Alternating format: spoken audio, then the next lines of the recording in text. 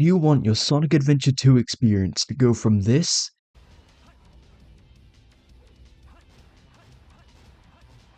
to this?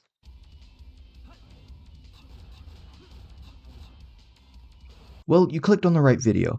Today, I'll be listing some mods that I believe improve the already great experience of Sonic Adventure 2 into something spectacular. The definitive experience, I suppose you could call it. Now, I'm sure some of you may be thinking, why would I need mods to make SA2 an even better experience? Surely I can just download the game and play straight away and have fun without the need of any mods, right? Well, yes, it's true that the vanilla version of SA2 is still fun and quite enjoyable on its own.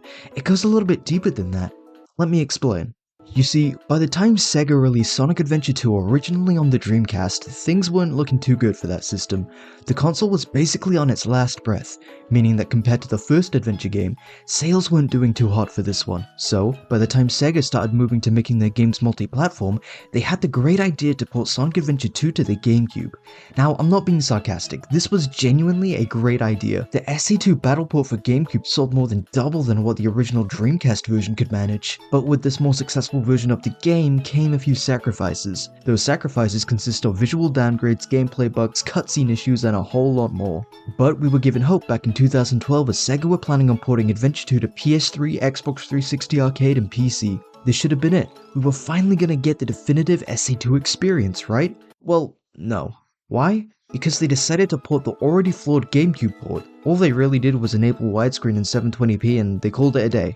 That's it. So that's why I'm here. As I said at the beginning of today's video, I'll be listing some mods that I believe bring the player the definitive Adventure 2 experience, even surpassing the original Dreamcast version in some ways. But before we get into that, there are a couple things that you're going to need for this to work. First thing being the Steam version of SA2. Considering this video is focused on downloading mods, having this game for your PC is a no-brainer. The second thing you'll need is the SA2 Mod Loader. This is what's going to help our mods, well, work. I'll leave a link to where you can download the mod loader for yourself. Now that we have the essentials, I can finally list the mods. I've decided to somewhat list these in a specific order. The order will go from what I consider to be the most important must-have mods to what I consider to be the least important. I'll also dive into some codes by the end. We're all sorted? Alright, let's get into it. Starting us off, we have the HedgePanel Mod. This mod is insane, and for the majority of you, I'd consider this a must-have. You see, when it came to the ports of this game, most notably the 2012 port, they had somehow broken the way the rails work in this game completely compared to the Dreamcast version. The slightest lean to the side could lead to the rails stopping you almost dead in your tracks nearly every time. It could also lead to many unintentional deaths. So what this mod does, while it not only improves the way your characters play, if you hit the configure option for this mod, you'll be allowed to enable or disable a feature called modern rail grinding. This makes the rails in this game work like how they do in the boost games. You're no longer risk at stopping dead in your tracks or unintentionally falling off a stage.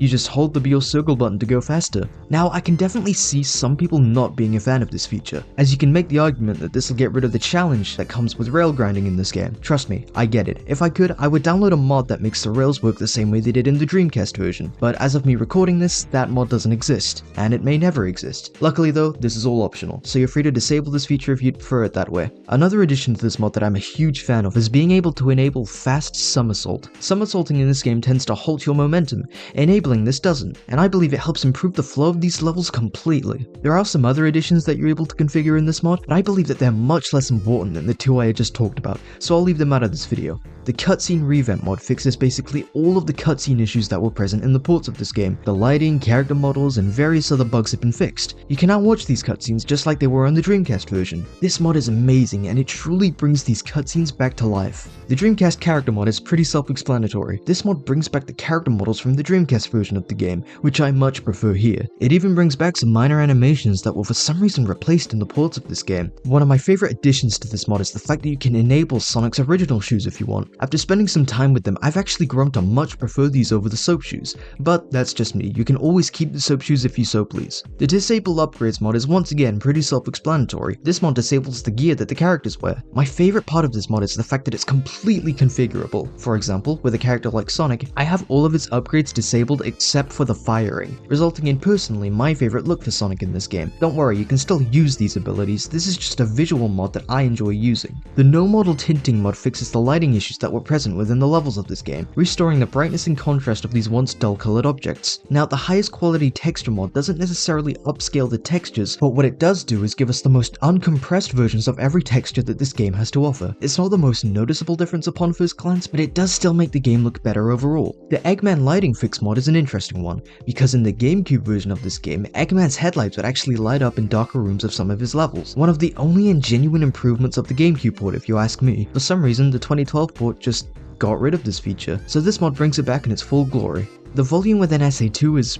pretty bad. What I mean by this is the fact that within cutscenes, the music can often feel way too loud for the player's liking, even to the point where you can barely hear the characters talking, so the SA2 Volume Controls Mod helps fix that issue. You are now free to configure the volume, music, sound effects, and voices to your liking. The level Oddity patch fixes various issues that lingered with Sonic Adventure 2's levels, whether that be out-of-bounds objects, minor typos, and etc. It's not necessarily the most noticeable mod, but it without a doubt helps these levels play the best that they can be.